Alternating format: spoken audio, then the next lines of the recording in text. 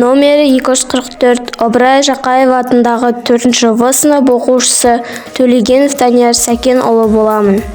Ал бұл менің анам Кенжегүл болады. Анам таң азаннан қамыр илеп, нан жауып, бауырсақ пісіріп, қазанға ет салуда. Себебі бүгін 14 наурыз көрісу күні амал мерекесі. Бұл мерекеде халық бір-бірімен амандасып, ақ жарма тілектерін арнайды. Көрісу үлкенге құрмет, кішіге ізет көрсететін, ренішті ұмыттырып адамдарды жақындастыратын дәстүр. Бұл дәстүрді біздің отбасымызда қолдап, ауылдан ата-әжемізді шақырып, ақ дастарханды жайып, атамыздың ақ батасын алмақпыз.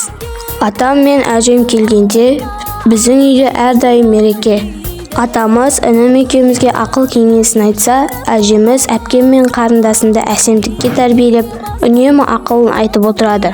Жақсы қыз, жағаңдағы құндыз демекші, әпкем мен қарындасым қолынан келгенше анама үй шаруасынан көмектеседі. Бүгінде атам мен әжем келетініне қуанып, анамның дайындаған тәтті тағамдарына ақ дастархан жаюда. Бізге әкем мен анамның атам мен әжеме көрсеткен құрметі, анамның үнемі үзбей иіліп салған сәлемі үлгі болады.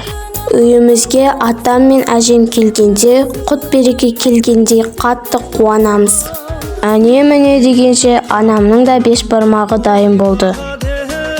Бата менен ел көгерер, жаңбыр менен жер көгерер демекші, атамнан дастарханның ақ батасын алдым. Дастарханның батасын беріңіз, Я тәңірім құдыры, ал бастарын аман. Басына бер бақыт, асына бер берекет. Өмір жастарын ұзақ ет, михнаттан аман ет. Ұрпақтарын асылып, дүниедегі бар жақсылық осы таңға да. Амин. Ал, алыңдар. Ал, ет, ал болсын.